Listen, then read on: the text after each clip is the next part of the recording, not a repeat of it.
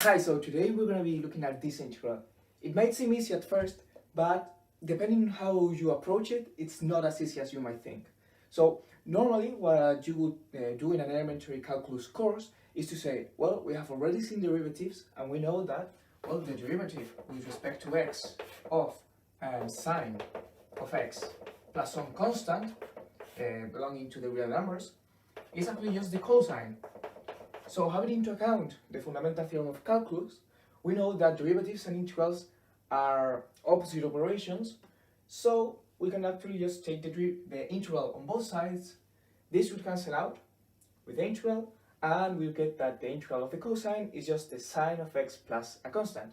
And this is actually correct, but there's just one thing you have to need, two things you need to have into account.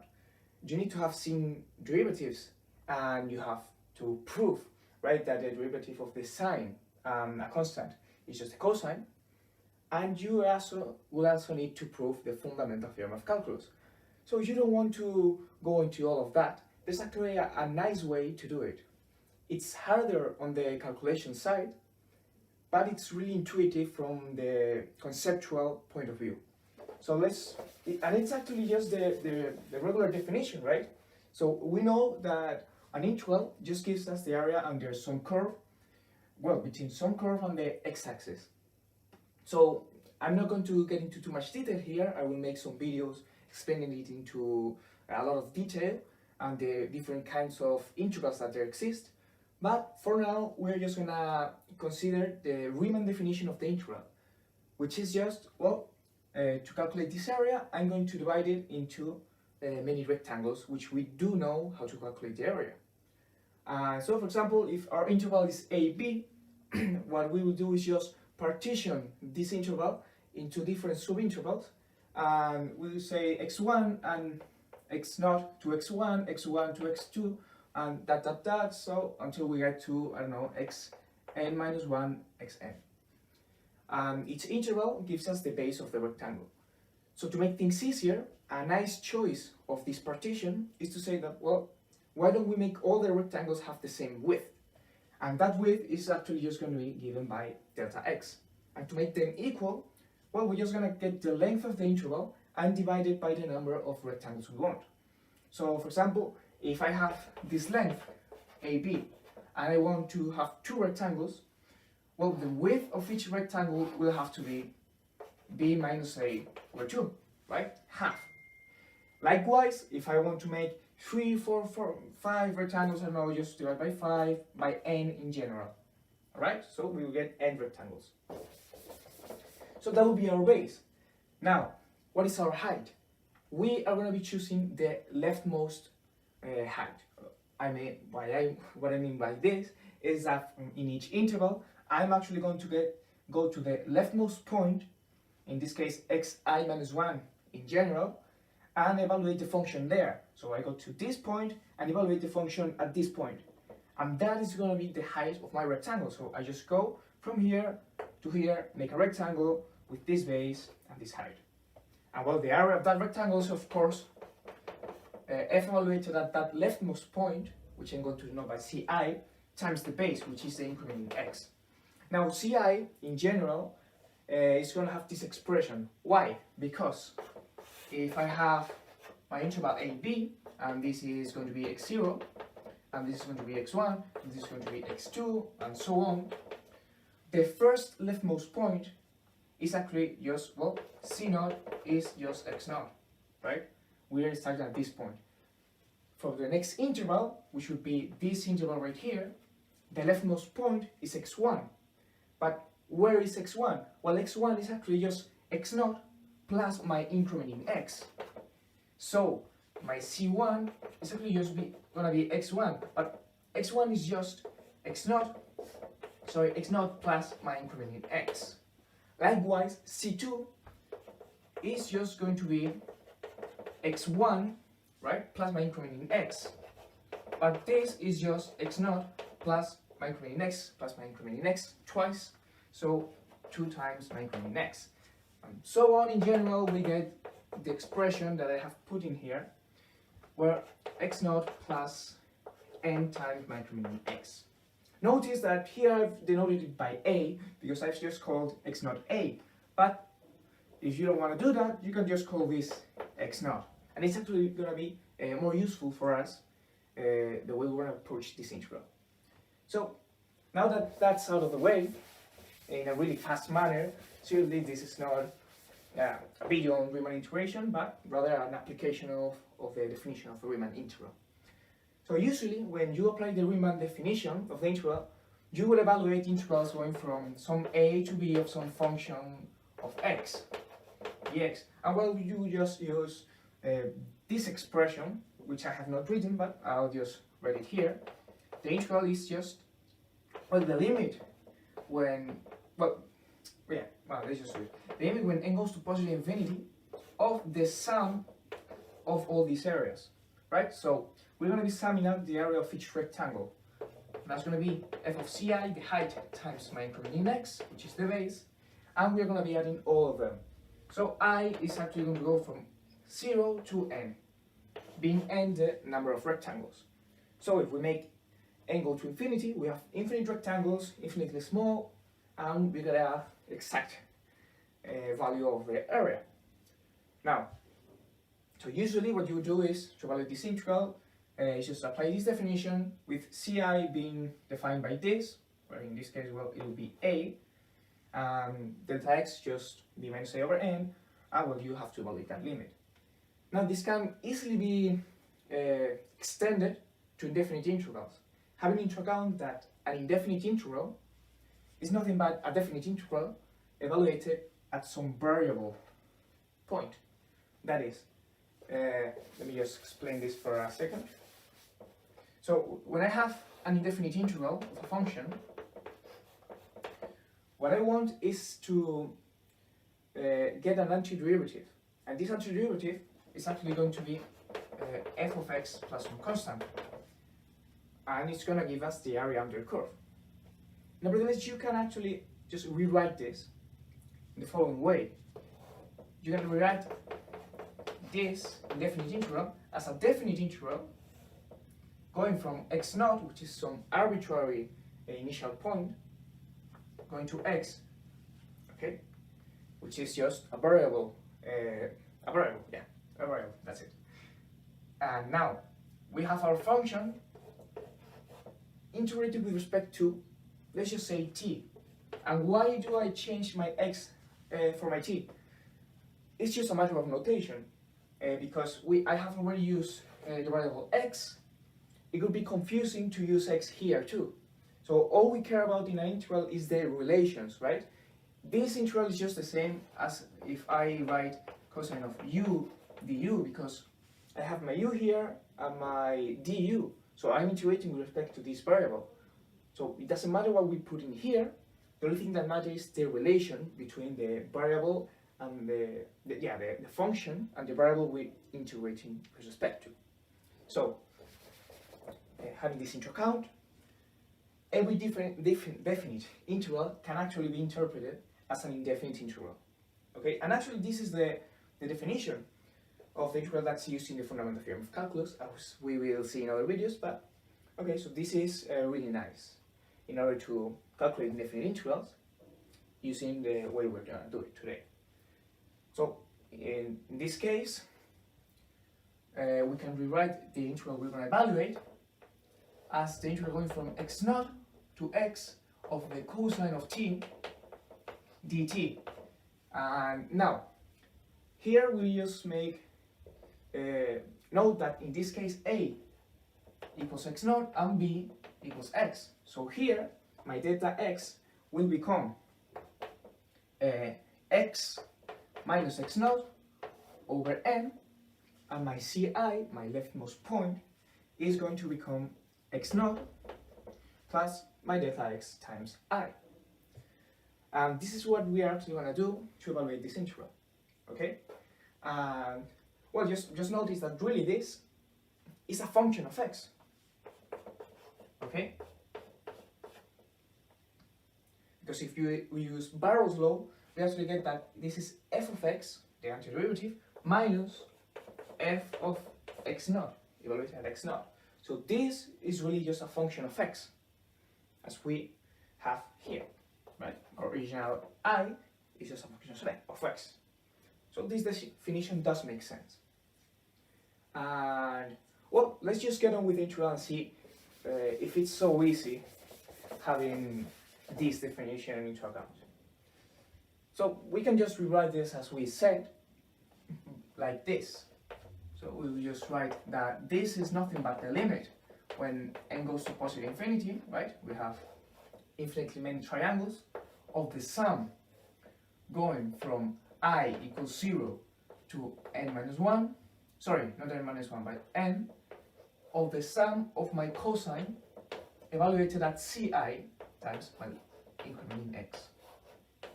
Okay, so we have our function and our delta x, and this is actually just going to be ci. And ci is given by this expression we explained before, so this is just x naught plus delta x times I. Yeah. Now the thing with this is that we first have to evaluate the sum and then the limit. Notice this it's absolutely wrong to think that the limit can go inside the sum. This cannot happen, okay? I'm sorry. So it cannot happen. So what we have to do is to evaluate first this sum, and we want to call it as n. So this sum is actually going to be the sum going from 0 to n of my cosine of x naught plus delta x times I. And notice that I have not included my delta x because we can rewrite this limit as the limit when n goes to positive infinity of delta x times my sum. I'm going to call just Sn. Why can't we take out this delta x from the limit, from the sum? Because the sum is just taking into account the summation index I, but in our case delta x does not depend on I, so it's going to be a common factor in all of the terms in the sum, so it can go out actually, okay? And well, I noticed that there is no problem because before taking the limit this sum is finite, so it's a linear operator and everything, and we don't have to check if it converges or anything. So that's what we have so far. Now, how do we evaluate this sum? This sum is actually quite tricky if you don't know the trick to it. So what is usually done, this proof I put the links in the description, but it's usually attributed to Greatzer, the proof of this sum, is to actually have into account this identity. So we have a cosine of something, cosine of A, I'm going to call this A. But to apply this sum, we need a sign. So the smart choice for the sign is going to be multiplied by 2 times the sign of the increment in x over 2 Sn. I'm going to just write this a little bit better, if you don't mind. So we had Sn is just the sum, okay, from 0 to n, and this is my cosine of x naught plus delta x times I. So we are going to multiply both sides by 2 sine of delta x over 2. Okay, and of course if we multiply this side, we have to multiply the other side. So this is going to be times sine of delta x over 2. And again, we can take the sign, this term, inside the sum because it does not depend on I. So it is common in all of the terms in the sum. So, now, using this identity and calling this A and calling this B, we can express this sum as the sum going from I equals to 0, from 0 to n, of the sign of A plus B. Well, A in our case is just x naught plus delta x times I plus B, which is just delta x over 2, minus the sign of A minus B. So we just have the sign of x naught plus delta x times I minus my delta x over 2. And now, of course, we can just take out the common factor delta x and rewrite this as I plus 1 over 2 times delta x. And this one just the same, but with a minus sign. So this would be I minus 1/2 times my delta x. And now you might think that, well, why have you done this? What's the purpose of this? Well, the thing is that now what we have is what's called a telescoping series. And a telescoping series is a series in which almost all of the terms cancel out.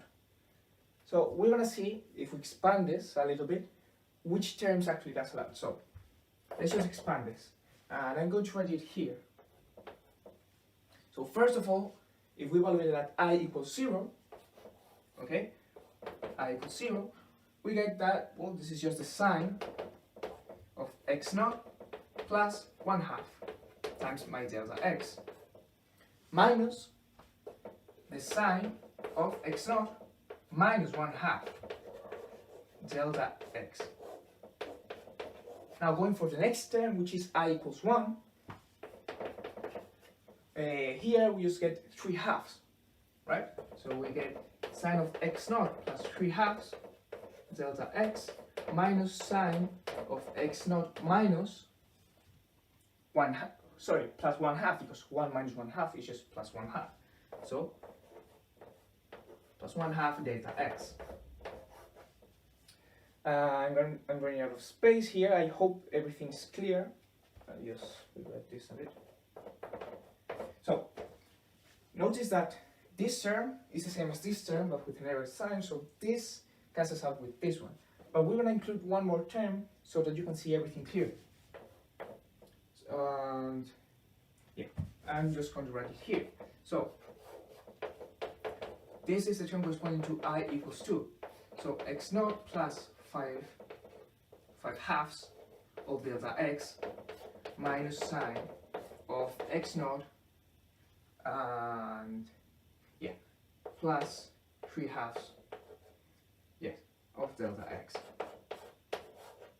That's that's one. Okay, so you have to include another term here. This is a 5. And notice again, sorry, I don't know even how to write it now. Notice again that we have this term here with a positive sign, and this term here with a negative sign, so they cancel out. Well, if we keep going up to the nth term, we will actually see that almost all of the terms cancel out. So for n, we get x naught plus sine of x naught plus n plus 1/2 times I times delta x, sorry, minus, well, n minus 1/2, just that. So x naught plus n minus 1/2. So I hope that you can see everything. So I read it up here anyways afterwards. So just notice that the symmetry here is that this first term cancels with the second term, and this first term cancels with this second term, so this first term cancels with the second term of the next one, and so on, until this, the previous one, the first term of the previous one cancels out with this one. So we can just say, well, first with the second, and now we go to the second sum, first with the second, likewise, the first one cancels with the second here, and in the previous one, the first cancels with this one. And the second of this sum will cancel out with the previous one, and so on, so on. So we're left with actually just two terms. Just going to erase this to have more space and write it here. So 2 times the sine of delta x over 2 times my sum is going to be the two terms that survive. this term here and this term here. So it's sine of x naught plus n plus 1/2 times delta x, right? Minus sine of x naught minus 1/2 delta x. So sine of x naught minus 1/2 delta x, this is 1/2. So you see this sum actually is just already solved. So we can just erase all of this and isolate Sn. So just erase this. Okay. So from this we get that Sn is nothing but the sine of x naught plus n plus 1/2 delta x minus sine of x naught minus 1/2 delta x over 2 times the sine of delta x over 2. Now, how do we proceed from here? Well, we saw that I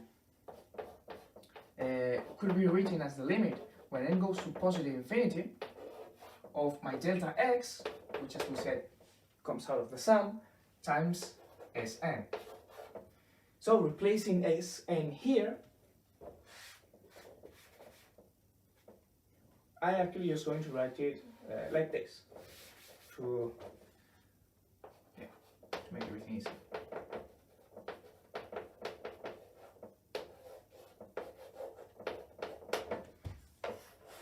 So this is the limit we have to evaluate. Now, in order to do this, we need to have into account this thing. That, well, the property of limits is that you can actually split them into two terms that are multiplying. So here, we will just do this.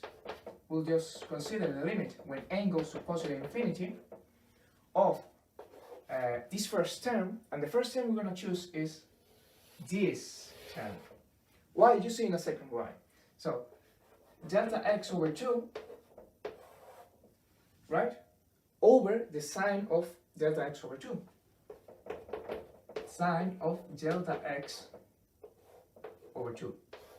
And times the limit when n goes to positive infinity of this term minus this term, which is just the sine of x naught plus n plus 1/2 times delta x minus the sine of x naught minus 1/2 delta x. Now, so first let's go with this limit.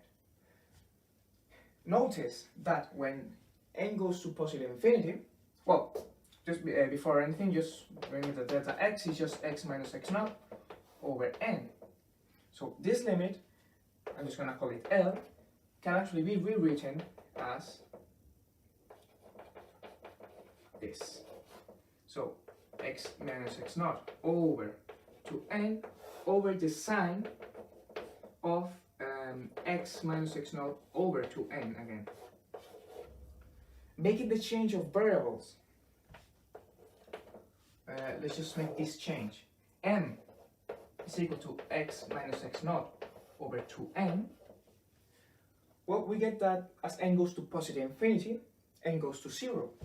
So if n goes to positive infinity, this implies that n goes to 0. So this limit is just L is equal to the limit when m goes to 0, because we have made this change of variables. So the limit when m goes to 0 of m over the sine of m. M over the sine of m. And this is the same as the limit when m goes to 0 of 1 over the sine of m I'm not going to prove it here, but it's a well-known result that the limit when m goes to 0 of the sine of m over n is just 1. So applying another property of limits, which is that the limit of a fraction can be divided or considered as the limit of the numerator and the denominator. So we get that this is actually just the limit when n goes to 0 of 1, and the limit when n goes to 0 of the sine of m over n. And this is just 1 over 1, which is 1. Okay? So as I said, I'm not going to prove this identity here, this limit here, but I will make videos on it, or many other things, as well as this trigonometric identity. I'm actually going to make a lot of videos on trig identities, so I hope to try to prove all the identities I can find, and well, we'll see. So from this we get that L equals 1, L was equal to this, so this is just 1. So we can erase all of this and actually just concentrate on this limit here.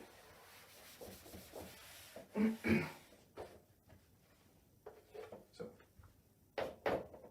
of course we are playing with an advantage here, and that is that we already know what the result of this integral is.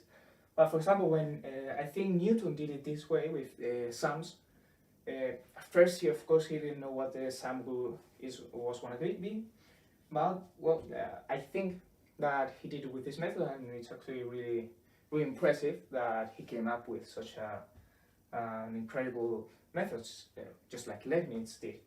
So well, let's just keep on going with this, and this limit, well, is just the limit when n goes to positive infinity of the sine of x naught plus, and we're going to stop here for a minute.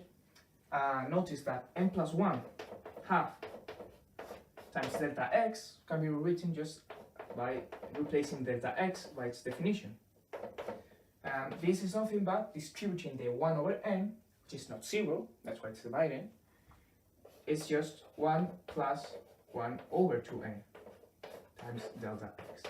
Okay, so this is what goes in this term here. So we just have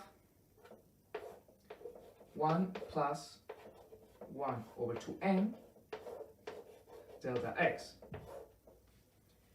Likewise, for this sign here, replacing the definition of delta x, we will just get that sine of x naught minus 1 half x minus x naught over n. Oh, this is what we get. Now taking the limit as n goes to positive infinity, we get that this term actually just cancels out, goes to 0, and this term goes to 0. So we are left with the sine of x naught plus, sorry, and this is not delta x, I made a mistake here. This is just x minus x naught, because we already distributed the 1 over n. So this is just x naught plus x minus x naught minus sine of x naught. And this, well, x naught minus x naught is just 0, so we get our answer. The sine of x minus sine of x naught. And we can just put here a square, a QED, we've proved it. Let's just write this result here. So this is nothing but the sine of x minus the sine of x naught. When we got to the step where we recalculated our sum, we actually had 2 sine of delta x over 2 times our sum equals, well, to this expression here. So we have this. Okay, so what we did from here is just what's natural, and we divided by this. Nevertheless, there's an assumption that I didn't mention, I forgot to mention. So when you divide by something, in mathematics you cannot divide by 0 because it doesn't make any sense, at least on on the set of numbers and operations we're working with. So it does not make sense to divide by 0. So what happens if this is actually 0? Well, 2 of course is not 0, so we can divide by it, but this term could be 0. So this term, we're assuming that it's not 0, and it can only be 0, well, if delta x is just 2 pi times m, where m is an integer. So it can be 1, minus 1, 0, 2, minus 3, minus 2, okay, you get the idea. So algebraically it makes sense to assume this, but what about the geometrical meaning? Why can we not divide by this? Why can we not choose rectangles with this size? Well, the thing is, at least how I see it, is that, well, here I have just plotted f of x equals the cosine of x, which is the function we're integrating. So, if we actually choose this rectangle with base 2 pi, it goes from 0 to 2 pi, okay, let's just say that x naught is equal to 0. So, we're actually doing something that doesn't really make any sense. Just hear me out. So, this rectangle has an area of 1 times 2 pi, so it has an area of 2 pi, which is not 0. Nevertheless, the actual area under the curve is, well, is this area, plus this area, plus this area. So, because when integrating we have positive and negative areas, this plus this is actually equal to this, but this has a negative sign, so the total area is 0. So what we are doing is approximating a 0 area, by something that's not 0. It's actually just 2 pi. So it doesn't make too much sense to choose rectangles this size. Another reason for it is that, well, if you choose, just remember that we were integrating from x naught to x, for the cosine of t, dt. Just don't worry about the t, as I said, it's just notation. In our case, we have chosen x naught equals to 0. So if we choose an arbitrary x that's around here, for example, we're integrating from this to this, in this interval, we want this area and this area here. Does it make sense to choose a rectangle of size 2 pi? It does not make any sense to choose a rectangle of that size because it's bigger than the interval we're integrating with. If we want to partition, we said the interval x naught x with rectangles, it makes absolutely no sense to choose a rectangle that has a base that's larger than the interval. That's not how we were proceeding. So actually, rectangles with base 2 pi are really big. So in general, what we said is that, well, we are choosing rectangles with bases the size of my interval over n. So we are going to impose this condition, which really is not too restrictive. We're just saying that my rectangles have a base that's lower than 2 pi. Okay, and this doesn't present any problem with the intervals, because, for example, if we choose a really short interval here, x, we can actually choose rectangles with bases that are lower than the interval, because they are still going to be less than 2 pi. Okay, but the other way around wouldn't work, because if we had rectangles with size 2 pi and a smaller interval, we could actually not do this procedure. So how do we make sure that these bases are less than 2 pi? Well, the only thing that has to vary is n, so we will assume an initial n such that, well, the size of the rectangles are actually smaller than 2 pi. And notice that I have put an absolute value here, because that's another detail I didn't mention. When we say this is the base of the rectangle, it has to be understood as a base with sign, because, for example, if x is 1 and x naught is 2, we're actually getting rectangles with bases minus 1/2 over n. What does that mean? Well, that just means that we're choosing a rectangle that goes in the other direction. For example, let's say that this is my x naught is 0 in this case, but my x is going to be around here. Let's say that x is minus, here,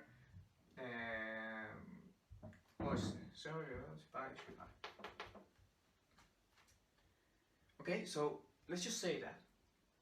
What's the problem with this? Well, the problem, not really a problem, but well, is that minus 3 pi minus 0 over n is actually a negative number, minus 3 pi over n. So the base of our rectangles will have to be negative, but this just means that we are choosing rectangles that start here and the base goes the other way around. And well, these are the rectangles we are choosing. Okay? And by imposing that the absolute value is less than 2 pi, we're saying that, well, in either direction, the rectangles are going to be smaller with a base smaller than 2 pi. So I hope that that's clear. It's a bit of a technical thing, right, when we divide by this sign, but it's useful to have it into account. And if you, of course, if you see any other reason apart from the ones I explained here, I hope are clear, for why we cannot choose intervals of that size, well, just tell me in the comments and maybe we'll make another video talking about it, or I don't know. Okay, so let's just keep going with the video. So that's the cases we are considering, where this delta x is not an integer multiple of pi. So with that out of the way, we can just keep on going with the discussion.